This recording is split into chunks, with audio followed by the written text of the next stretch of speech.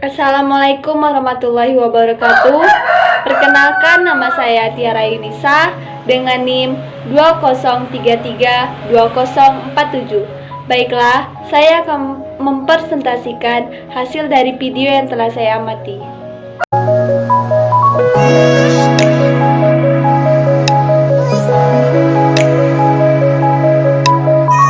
Baiklah, saat ini kita akan membahaskan tentang materi social entrepreneur atau kewirausahaan sosial.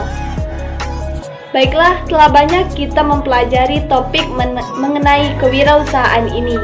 Tentu saja untuk mengantar kita menjadi seorang wirausahaan yang hebat, mengantarkan pemikiran kita, wawasan kita, skill dan kemampuan kita tentang bagaimana sebenarnya wirausahawan itu. Ini sekaligus menjadi dasar berbijak atau yang mengantarkan kita untuk menjadi lebih kuat, lebih yakin ketika akan memulai bisnis dan usaha sebagai wirausahawan.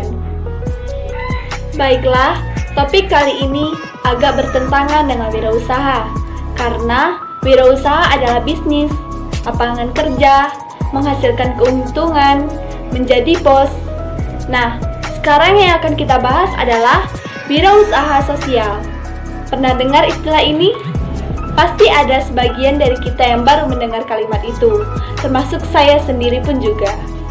Wirausaha sosial, kalau dari KBBI istilah sosial itu berkenaan secara langsung dengan masyarakat. Maka wirausaha sosial itu adalah wirausaha yang diperuntukkan dan dimanfaatkan untuk kepentingan masyarakat. Jadi, nilai bisnis dan keuntungannya di mana? Pasti menjadi tanda tanya besar bagi kita semua. Nah, ini akan menjadi tambahan wawasan kita, paling tidak pengetahuan kita bahwa ada konsep wirausaha sosial. Baiklah, kita akan lihat satu persatu tentang konteks ini. Baiklah teman-teman sekalian, istilah social entrepreneur atau yang kita kenal dengan wirausaha sosial adalah istilah yang dikenal oleh seseorang wirausahawan dunia bernama Bill Drayton sekitar tahun 1972. Ya, kita belum adalah, ya kan teman-teman? Beliau adalah pendiri Ashoka Foundation karena memang bergerak di bidang sosial, salah satu yayasan terbesar dan saat itu bertugas mendukung perkembangan wirausaha sosial yang ada di dunia. Jadi, konteksnya adalah internasional, kepentingan sosial di seluruh dunia. Bill Drayton ini mendirikan Ashoka pada tahun 1980. Jadi, pergerakan punya waktu sekitar 8 tahun. Karena apa? Dia terinspirasi oleh Mahatma Gandhi dan Civil Rights Movement. Baiklah, sebelum saya melanjutkan pembicaraan topik saya, di sini saya akan menjelaskan sedikit arti dari Mahatma Gandhi dan Civil Rights Movement. Dan saya menemukan di Google, dan artinya adalah hubungan Gandhi dengan gerakan hak sipil Amerika. Drayton mendefinisikan wirausahaan sosial itu adalah sebagai memberikan atau mengajarkan bagaimana cara menangkap ikan. Jadi, tingkat sosial di situ untuk meningkatkan, mengajarkan, mendidik, bukan memberikan. Dan mereka tidak akan berhenti sampai benar-benar berubah. Kemampuan masyarakat itu berubah menjadi sebuah industri menangkap ikan, bukan menghasilkan atau memberikan daging ikan. Jadi, tingkat pembelajarannya tinggi. Tapi memang, bule, kalau kita belajar dari kecil, kita punya persepsi berbeda. Misal, bule memberikan anaknya yang masih balita sekitar usia 1-2 tahun, pisang diberikan bulat-bulat dengan kulit-kulitnya. Kalau di Indonesia, pisang diambil, dibuka, dikerus, disuapin, dan anak menjadi selamat, anak menjadi bersih, enak dilihat. Orang tua pun menjadi puas. Efeknya, anak manja. Ketika ingin pisang nangis, ketika ada pisang minta dibukain, setelah dibukain dikerutin, tinggal suap A. Berbeda efeknya dengan bule. Umur 1 tahun 2 bulan, pisang diambilin, kemudian dikasih ke anak, pisang kemudian dimainkan oleh sang anak. 5 menit pertama, 10 menit pertama, ternyata agak lunak. Ditekan-tekan lagi. Orang tua membiarkan tidak takut kotor. Ternyata proses memberikan pisang kepada anak balita bisa membuat mereka belajar proses membuka pisang. Dan ternyata di dalam sesuatu yang enak harus ada perjuangan dan proses terlebih dahulu. Dan itu adalah usaha yang diterapkan oleh Bill Drayton.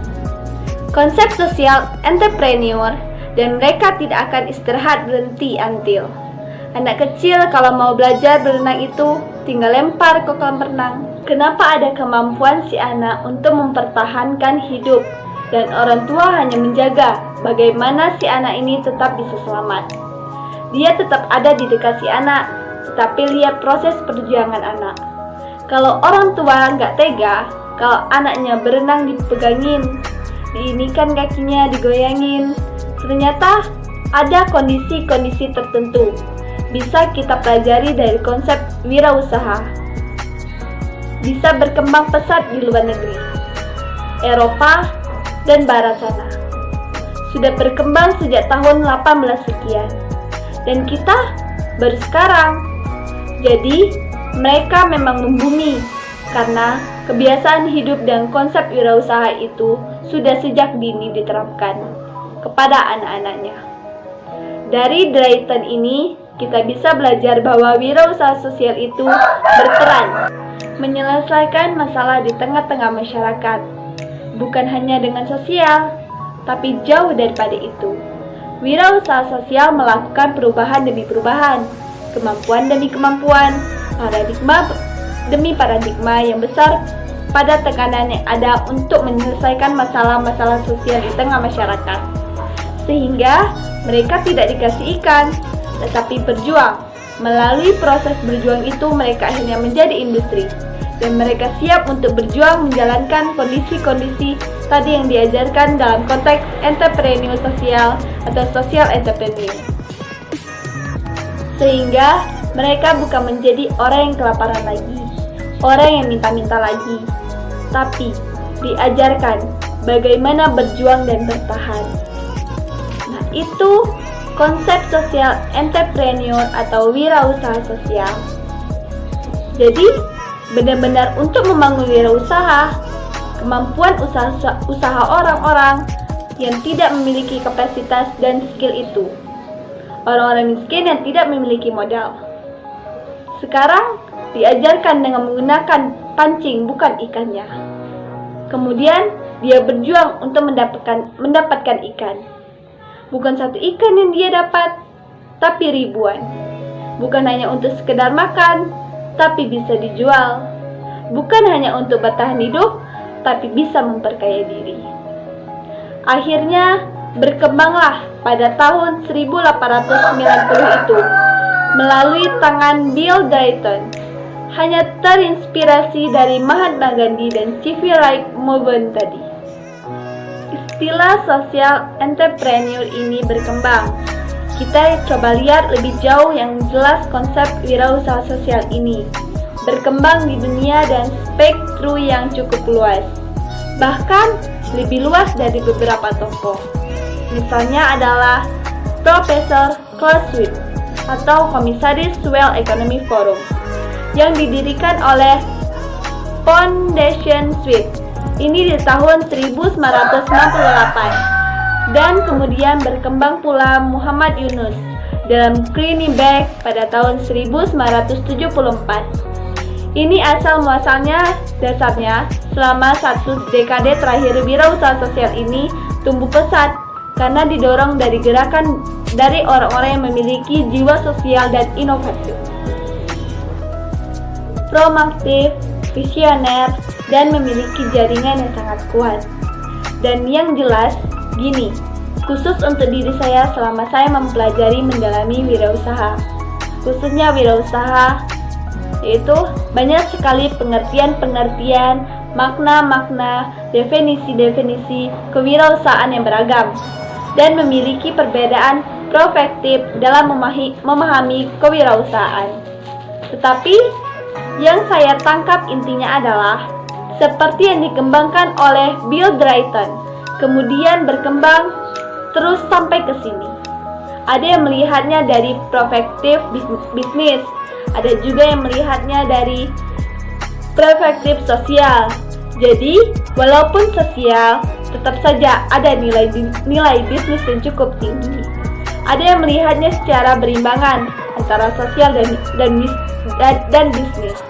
Nah, beberapa definisi dari kewirausahaan sosial barangkali bisa saya bagikan ke teman-teman untuk dianalisis.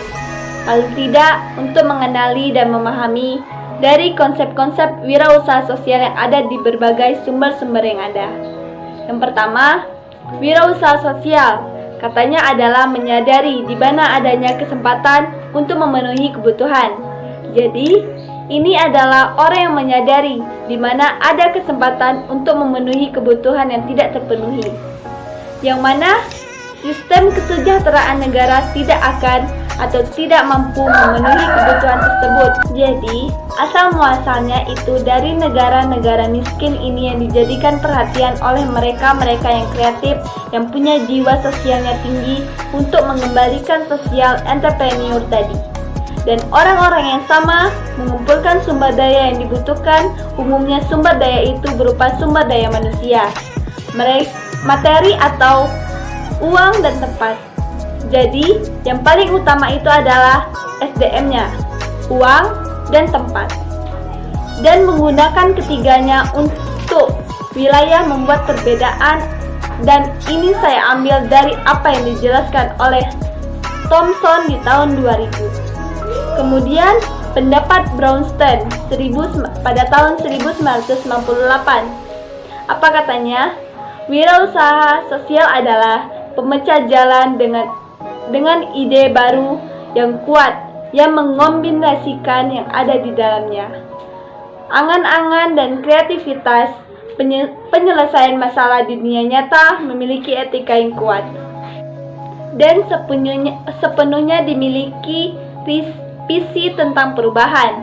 Ada beberapa pendapat lain tentang social entrepreneur, yaitu Berintercross menyatakan bahwa wirausaha sosial adalah seseorang yang berani mengambil risiko, mengambil tantangan baru, mengambil berbagai macam kondisi yang membahayakan yang tingkat sekuensinya tinggi, yang itu dianggap wajar atas nama orang-orang yang dilayani oleh organisasinya. Jadi, tetap kembalinya kepada individu, orang-orang yang memiliki kemampuan itu. Sementara DIS pada tahun 1998 menunjukkan pertanggungjawaban terhadap konstituen yang dilayani dari hasil yang dibuat. Jadi, ini merupakan kerjasama dari banyak orang yang memiliki jiwa sosial yang tinggi melalui konstituen tertentu. Jadi, fokusnya pertanggungjawabannya terhadap konstituen yang dilayani dari hasil yang dibuat. Dan terakhir, wirausaha sosial menurut Dykov menyatakan proses keterlibatan proses inovasi, adaptasi pembelajaran yang berkelanjutan dari orang-orang yang memiliki tingkat sosial yang tinggi, bertindak berani dan tanpa dibatasi oleh sumber daya yang ada dan menunjukkan rasa tanggung jawab yang besar. Kemudian, memulai bersama-sama menunjukkan karya, bukan hanya sekedar mimpi atau omongannya. Berani rugi dulu maksudnya. Namanya social entrepreneur. Berani rugi dulu untuk kepentingan banyak orang. Kenapa? Karena setelah membuat orang lain yakin, membuat orang lain mampu berdiri di kaki sendiri, kemudian berkarya, menghasilkan, mempunyai penghasilan, itu kepuasan batin yang luar biasa dari orang-orang yang bergerak di bidang wirausaha sosial atau social entrepreneur. Dari pendapat-pendapat ahli yang banyak tadi, sumber-sumber bacaan yang saya jelaskan ke teman-teman itu hanya 4 dari sekian banyak yang dijadikan sebagai pelapor definisi dari social entrepreneur. Social entrepreneur adalah pendapat yang diangkat oleh Div di tahun 1998, di mana ia mendefinisikan bahwa entrepreneur sosial itu adalah aktivitas sosial yang inovatif dengan tujuan sosial pula, baik sektor swasta, privator, maupun sektor non-profit, atau keduanya. Kombinasi antara profit sektor dengan non-profit sektor yang jelas keberagaman pemikiran prospektif dan definisi pendefinisian yang saya tadi jelaskan memang menggabungkan berbagai pemahaman wirausaha sosial, tetapi juga membantu kita dalam melihat sebuah benang merah dari arti wirausaha sosial. Dari beragam definisi itu sekaligus kita bisa melihat titik temu kewirausahaan sosial ternyata punya 4 elemen dasar. Yang pertama, social value adalah nilai sosial lebih menekankan bahwa wirausahaan sosial memiliki fungsi yang kuat dalam menciptakan kebermanfaatan dalam konteks sosial. Nilai sosial ini juga merujuk pada permasalahan sosial yang diselesaikan, misalnya masalah-masalah sosial terkait ekonomi, lingkungan kesehatan, pendidikan yang ada di seluruh dunia. Yang kedua, civil society, yaitu kewirausahaan sosial membutuhkan peran masyarakat. Masyarakat mana? Masyarakat sipil, masyarakat setempat, masyarakat umum, masyarakat luas, dalam rangka mengoptimalkan seluruh model sosial yang ada. Jadi harus ada kerjasama dari keseluruhan masyarakat, satu persepsi yang sama. Yang ketiga, innovation. Tidak mungkin kalau wirausaha tanpa inovasi. Inovasi adalah hal yang tidak bisa dipisahkan dari wirausaha sosial, sama saja dengan wirausaha bisnis dimanapun. Yang terakhir atau yang keempat, economic activity. Wirausaha sosial harusnya mampu membangun keseimbangan sosial dan aktivitas bisnis. Jadi, tetap harus ada konsep menguntungkan. Jadi, tidak ada murni sosial. Yang namanya wirausaha tetap ada kondisi bisnis yang diperhitungkan. Fokusnya adalah kepentingan sosial dan masyarakat. Baiklah, itulah hasil dari presentasi saya. Kurang dan lebih saya mohon maaf. Saya akhiri dengan wassalamualaikum warahmatullahi wabarakatuh.